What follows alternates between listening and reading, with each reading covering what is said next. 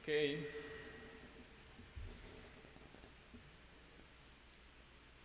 Y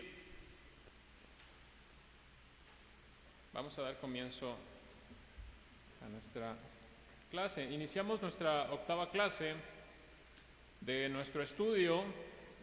El título es, el estudio es en la primera carta del apóstol Pablo a Timoteo. Hemos llegado en el capítulo 1 hasta, ya estamos en los versículos 15 y 16, así que vamos todos a nuestra Biblia, a primera carta a Timoteo, capítulo 1, verso 15 y 16.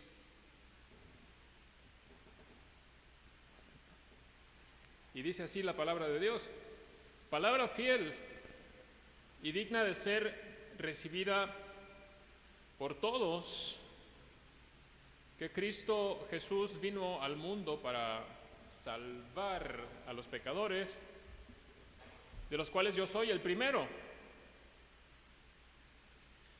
Pero por esto fui recibido a misericordia, para que Jesucristo mostrase en mí, el primero, toda su clemencia, para ejemplo de los que habrían de creer en Él para vida eterna. Oremos, hermanos servidores.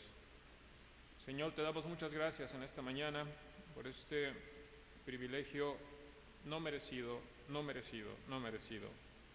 es solamente por tu gracia, Señor, que nos has llamado a servirte en tu casa, en tu presencia. Señor, ilumina por tu palabra, por la exposición, por la presentación, por la enseñanza de tu palabra. Ilumina por el poder de tu Espíritu Santo nuestro corazón, Señor, y transfórmalo conforme a Cristo. Perfecciónanos, Señor, en el servicio, en tu casa. En el nombre de Jesús. Amén. Muy bien. Entonces, nuestra tarea de la semana pasada, hace 15 días, ¿quién me puede decir cuál fue nuestra, de qué se trataba, cuáles eran las instrucciones para nuestra tarea? Maestra Katy.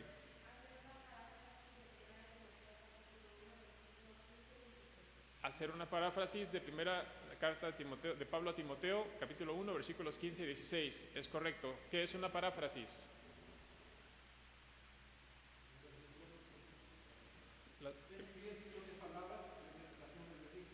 Es escribir con tus propias palabras lo que dice el versículo.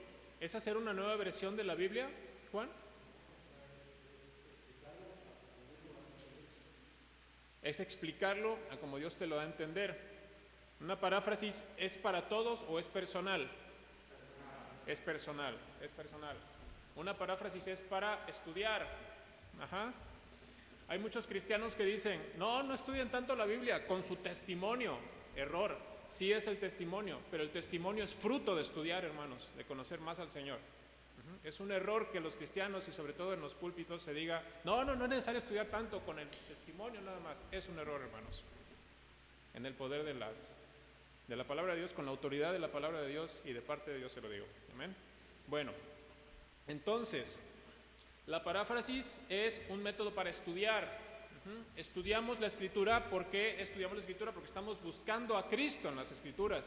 Él dijo, escudriñen las Escrituras. ¿Por qué?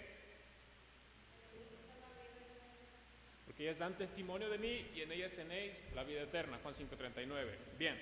Ok, hermanos, entonces, Pablo, todos aquí hicimos nuestra paráfrasis. Me llegó la paráfrasis de todos ustedes. ¿Sí? Gracias. Entonces, ¿qué es? Primera pregunta, ¿qué es? Error. Primera pregunta, ¿a quién le está diciendo esto Pablo? Hermano Juan José Morales. A Timoteo se lo está diciendo. Bien, entonces Timoteo es el destinatario de este mensaje de Pablo, de toda la carta. ¿Cómo se llama la carta? Primera a Timoteo. Entonces el destinatario es Timoteo. ¿Sí? Bien. El destinatario primario. Esa es la primera pregunta. Segunda pregunta. En estos dos versículos, hermano Juan García, ¿Mande?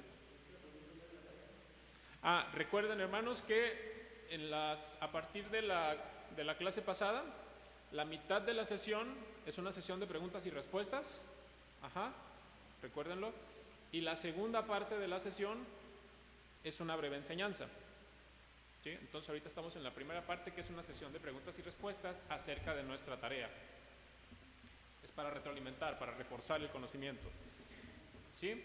Bien, entonces, en los versículos 15 y 16, Pablo está diciendo muchas cosas. ¿Qué está diciendo Pablo? Vamos mencionándolas cosa por cosa y vamos a ir haciéndolo entre todos. ¿Qué es lo que está diciendo Pablo en estos 2 versículos? ¿Quién quiere comenzar? Juan García.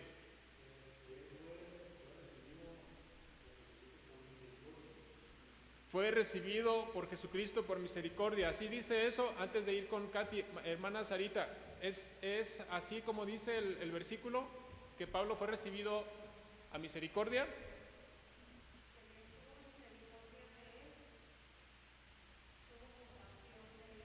Sí. ¿Para qué? ¿Para qué tuvo Cristo compasión de Pablo? También lo dice el texto. ¿Para qué?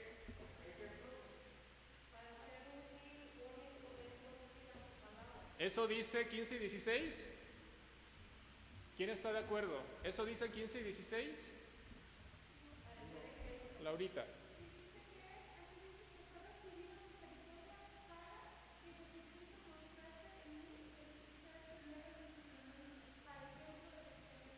Para ejemplo de los que habían, ¿cómo dice textualmente? De creer. Bien. Ahora sí, gracias. Queda entonces complementado, Juan, Sarita, Laurita, todos. Quedó cerrada la participación, ¿verdad? Maestra Katy.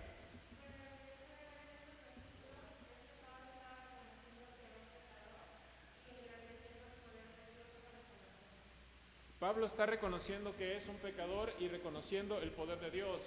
¿Por qué dices que Pablo está reconociendo que es un pecador y que está reconociendo también el poder de Dios? ¿Por qué?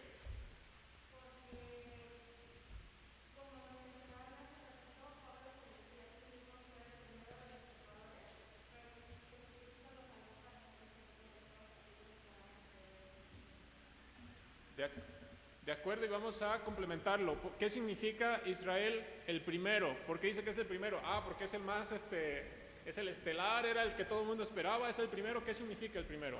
Israel.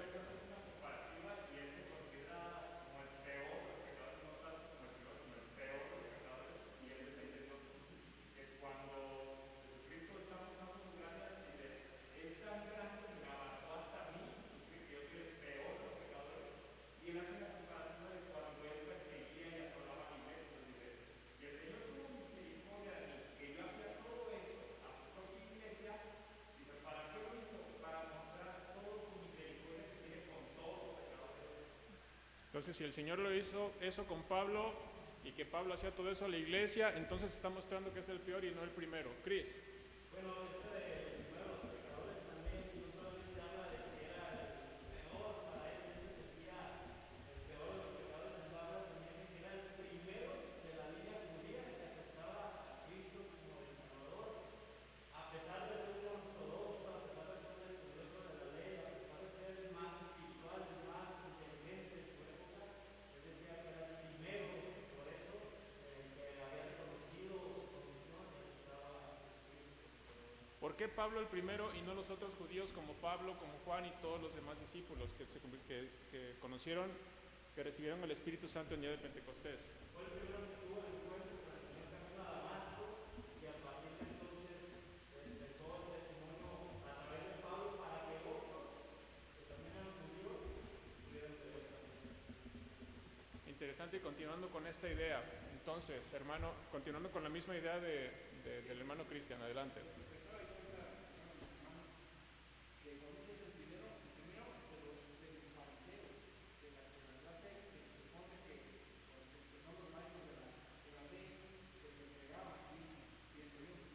Entonces tenemos del primero ya tenemos tres diferentes puntos de vista. El primero es que era, no el primero, sino un contraste, que era el peor. Tenemos por otro lado que es el primero de la línea judía en conocer al Señor, y tenemos al primero de los fariseos en conocer al Señor.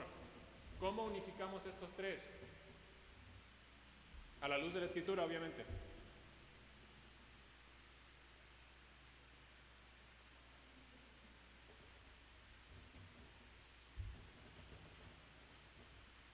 ¿Qué más nos dice el texto como para sustentar e irnos?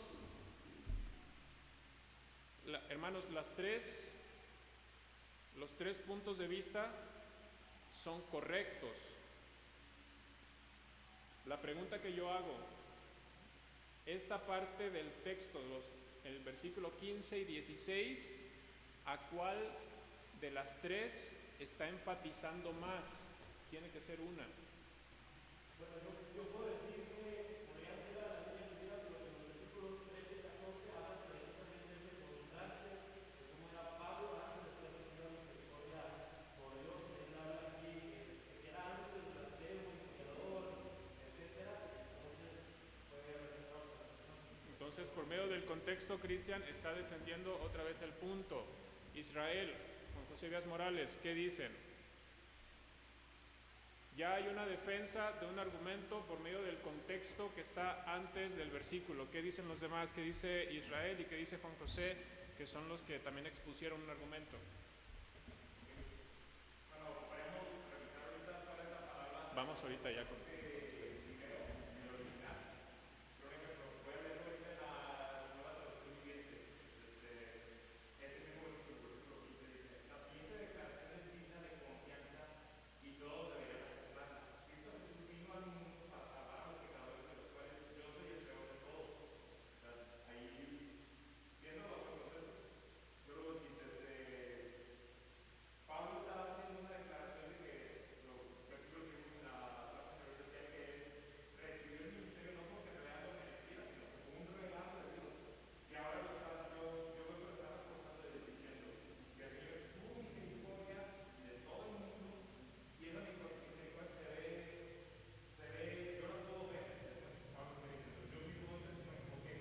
Porque me escogió a mí, aunque hubiera el peor de todos. Yo lo veo así. Entonces ya tenemos dos argumentos.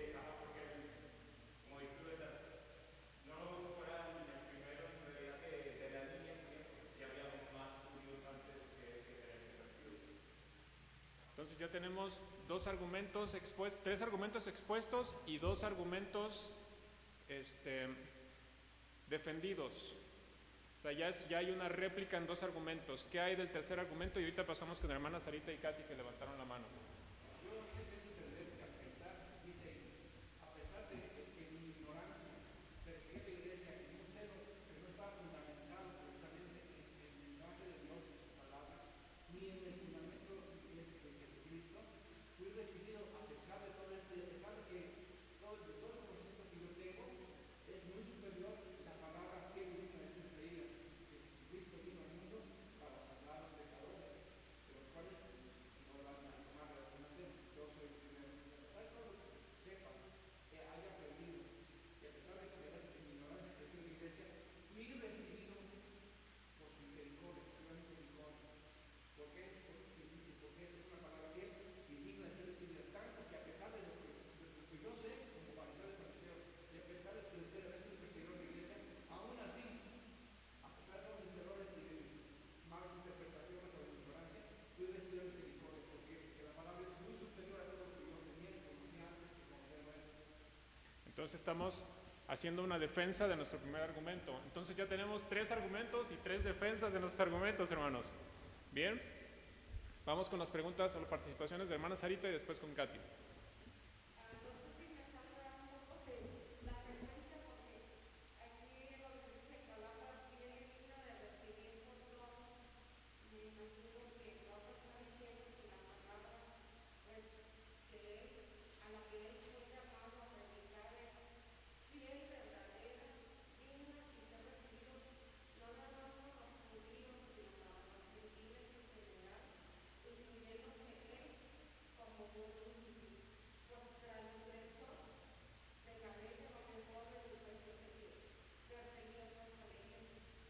Entonces está más de acuerdo con el argumento que presentó Israel, que Israel dice, ok, Israel lo que plantea es que está diciendo el primero, pero se está refiriendo al peor de todos ellos. Hermanos, se pone bueno, ¿sí? Pablo en esta sección de la carta está exponiendo su propio ministerio, ¿sí? Desde los versículos anteriores que vimos en la clase pasada, que son el 13, el 14, el 15, 16, 17, 18, hasta el 17, está haciendo una presentación de su propio ministerio. Pablo tanto es un judío salvado por la gracia de nuestro Señor Jesucristo, como es un fariseo salvado por la gracia del Señor Jesucristo, como que fue un pecador como todos nosotros y un pecador notable porque fue famoso, que fue salvado por la gracia de nuestro Señor Jesucristo. Entonces es el Señor el que unifica los tres argumentos, que la salvación es universal, hermanos. Amén. Entonces, qué bueno, hermano, qué bueno que estamos argumentando y sosteniendo nuestros argumentos y presentando defensas contra Él, pero al final de cuentas todos deben llevarnos a la cruz de Cristo. Amén. Muy bien. Gracias, hermanos, muy buenas participaciones, me encantan. Llevamos 2 clases en esta dinámica, fabuloso, gracias a Dios. Bien, voy a pasar a la parte de la lección. Entonces, seguimos en 15 y 16, voy a dar la lección para servidores del día de hoy. Pablo comienza este pasaje con una frase muy de sus cartas pastorales. Esta frase con la que inicia Pablo, usted la puede ver en 1 Timoteo 1:15, que es el que estamos leyendo, lo puede ver en 1 Timoteo 3:1, lo puede ver en 1 Timoteo 4:9. La frase con la que está comenzando Pablo es palabra fiel, palabra fiel, palabra fiel. Es una expresión para darle énfasis a lo que va a decir. Y lo que va a decir es palabra de Dios, hermanos. En el tiempo de los profetas en el Antiguo Testamento, era usual que los profetas usaran las siguientes palabras. Así dice el Señor. Era la expresión usada mayormente por los profetas en el Antiguo Testamento. Así dice el Señor. Los profetas eran los enviados de Dios para hablar a todo el pueblo, para hablar a los gobernantes. Eran los voceros directos de parte de Dios. En el Nuevo Testamento, hermanos, ya no existe la figura de los profetas como aquellos profetas que profetizaron en el Antiguo Testamento. El último de ellos fue Juan el Bautista. Y obviamente la plenitud de los profetas es Jesucristo. Recuerden, Jesucristo es sacerdote, profeta, sacerdote, profeta y rey. Pero ese es otro tema también de cristología. Bueno, entonces, en el Nuevo Testamento ya no existe la figura de los profetas como aquellos profetas que profetizaron en el Antiguo Testamento. Juego de palabras. En el Nuevo Pacto, que es la dispensación de Dios en su iglesia, la dispensación de la iglesia, Dios ya no instituyó profetas, Dios instituyó apóstoles que fueron testigos directos del Señor y que además fueron llamados por Él y que además Él les encargó el ministerio de la palabra y que además Él les encargó el ministerio de escribir su palabra inspirada. Apóstoles. Entonces, solamente los apóstoles son, es que el apóstol fulano de tal. No, hermanos, el apóstol es solamente el que fue testigo presencial del Señor Jesucristo y tuvo un llamado especial de parte de Cristo. Entonces, Dios instituyó apóstoles que fueron testigos directos del Señor y que fueron llamados por Él. Así que cuando Pablo está diciendo palabra fiel, podríamos pensar que a la misma semejanza de los profetas, cuando decían, así dice el Señor, eso está diciendo Pablo. Aunque de antemano, hermanos, sabemos que toda la Escritura es inspirada por Dios. Dios inspiró a Pablo, Dios inspiró a los apóstoles y a los demás autores del Nuevo Testamento. Así que todas las palabras reveladas allí son palabra de Dios. Es solamente una expresión. Bueno, entonces, Pablo está a punto de decir de qué se trata esta palabra fiel. Es nada menos que el mensaje del Evangelio. Verdaderamente que el Evangelio es palabra fiel, hermanos. Es fiel lo que va a decir. Él dice, palabra fiel y digna de ser recibida por todos, que Cristo vino al mundo para salvar a los pecadores. Es el centro del Evangelio, claro que sí, este es el centro del mensaje de las Escrituras.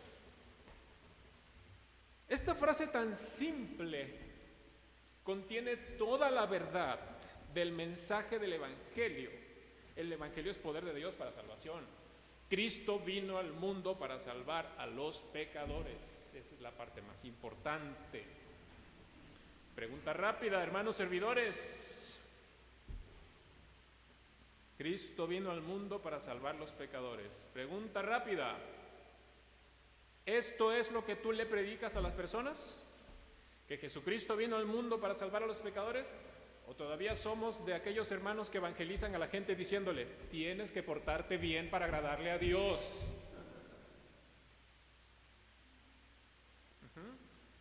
Examínalo en tu corazón.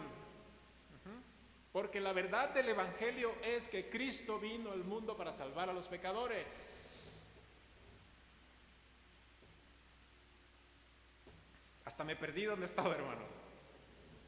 Cuando compartimos el Evangelio, presentamos a Cristo. Presentamos a Cristo. Si vamos a aprovechar una oportunidad de hablar el Evangelio a alguien, vamos a presentarle a Jesucristo, el cual vino al mundo para salvar a los pecadores. Bueno, hermanos, esto es un comentario al pie nada más. Esto que está diciendo Pablo, que Jesucristo vino al mundo para salvar a los pecadores, esto es el centro del mensaje de Pablo en todas sus cartas. Entonces, lo que está diciéndole Pablo a Timoteo, no es que Pablo esté redundando en el mismo mensaje, no está diciendo algo obvio a Timoteo, no, Pablo está sustentando en el Evangelio lo que va a decir a continuación. Porque Pablo ahora entonces da un poquito de su propio testimonio. Esto es bien común en las cartas de Pablo, hermanos. Y esto es muy bueno. Decíamos la semana pasada que es necesario siempre recordar todos los días lo que Dios hizo con nosotros y de dónde nos sacó Dios. Y dice Pablo, de los cuales yo soy el primero, pero para esto fui recibido a misericordia, para que Jesucristo mostrase en mí el primero toda su clemencia, para ejemplo de los que habrían de creer en él para vida eterna. Atención, hermanos, ¿qué es lo que está diciendo Pablo aquí? Ponga mucha atención. Pablo no fue siempre el fiel apóstol Pablo. Antes era Saulo de Tarso. Mucho gusto, Saulo, mucho gusto. Yo soy Saulo de Tarso, hebreo de hebreos, el más destacado de mis hermanos judíos. ¿Dónde me dijo que estaban estos escondidos, estos cristianos blasfemos que no creen en el único Dios verdadero? Porque vengo por ellos. Bueno, Saulo era famoso por todo lo que hacía en contra de la iglesia. Él se metía en las casas, sacaba arrastrando a los hermanos. Saulo recibió las ropas ensangrentadas del mártir Esteban. Ahí está. Y Saulo respiraba amenazas, decía. Curioso. Hermano Cristóbal, ¿de dónde sacaste que Saulo era famoso? Es un hecho que antes no había los medios de comunicación que hay ahora, no había celulares, no había WhatsApp, no había Facebook. Obviamente, muy cierto, pero siempre los seres humanos hemos tenido la necesidad de comunicarnos unos con otros. ¿Qué pasó? La distancia que hay entre Jerusalén y Damasco, ahorita van a ver por qué estoy hablando de estas dos ciudades, la distancia entre Jerusalén y Damasco era como de 300 kilómetros, como de aquí a San Blas, más lejos. 300 kilómetros, es decir, 60 horas de camino caminando sin parar. Esto significa que si solamente camináramos 12 horas diarias, son 5 días de camino. Eso es lejos, eso es muy lejos. 5 días es una semana inglesa de trabajo. 5 días, los casos de coronavirus aumentaron de 1,000 casos el primer día a 6,500 el quinto día de la pandemia. 5 días es una distancia muy grande. Y entonces, ¿cómo sabía el cristiano Ananías de Damasco quién era Saulo de Tarso? Hechos 9, 10 al 13, vamos ahí. Había entonces en Damasco, ahí está, Damasco. ¿Y de dónde venía Saulo? De Jerusalén. Había entonces en Damasco un discípulo, un cristiano, un seguidor de Jesús llamado Ananías, a quien el Señor dijo en visión: Ananías. Y él respondió: heme aquí, Señor. Y el Señor le dijo: levántate y ve a la calle que se llama derecha y busca en casa de Judas a uno que se llama Saulo de Tarso, porque he aquí él ora y ha visto en visión, Saulo, a un varón llamado Ananías, que entra, le pone las manos encima para que recobre la vista. Entonces Ananías respondió: gloria a Dios, Señor, se convirtió Saulo. Ananías respondió: Señor, he oído mucho acerca de este hombre, cuántos males ha hecho a tus santos en Jerusalén. En pocas palabras: Señor, yo no voy.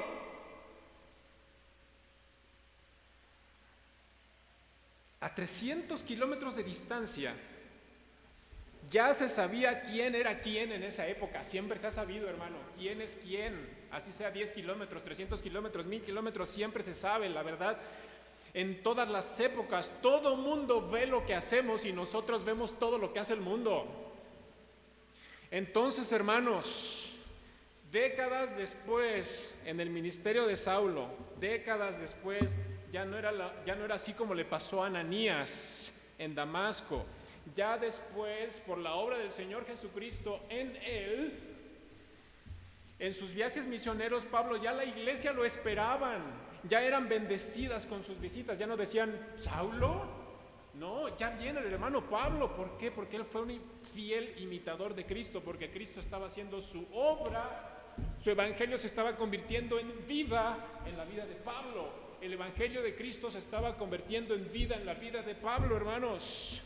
Entonces, un apóstol enviado por el Señor, un siervo del Señor, ya no un perseguidor, ya no un injuriador, ya no un matador de la iglesia. Pablo era el ejemplo vivo de la obra de Cristo. Y además famoso. De lo que hace Cristo en los pecadores. ¿En quién? ¿Quién eres tú? ¿Quién soy yo? Pecadores. Entonces, hermano, tú, servidor, ¿eres un ejemplo vivo del evangelio para los que están a tu alrededor? Esa es pregunta para ti. ¿Eres un ejemplo vivo de los que están alrededor de ti? ¿Eres un ejemplo vivo del evangelio de Jesucristo? No lo sé, eso es entre tú y el Señor. Pero independientemente de ti y de mí, hermano, Cristo quiere hacerlo en tu vida y lo está haciendo. Cristo quiere mostrarse en ti como se mostró en Pablo y en todos los demás siervos fieles. Él quiere mostrar toda su clemencia, toda su paciencia, toda su longanimidad, toda su maravilla, toda su gloria. Cristo quiere que seas ejemplo vivo de Él en medio de los que están alrededor. Veo caras reflexivas y veo caras de what. Bien, hermanos, servidores, que seamos ejemplos vivos del evangelio de nuestro Señor Jesucristo. Oremos. Señor, te damos muchas gracias por este privilegio. Abre nuestro entendimiento, Señor, abre nuestros corazones, danos más sed por irte a conocer y irte a buscarte en tu palabra, Señor, y muéstrate en tu gloria, en la gloria de las Escrituras, Señor, y con eso seremos transformados. Creemos que así lo hará, Señor. Te damos muchas gracias en el nombre de Jesús. Amén.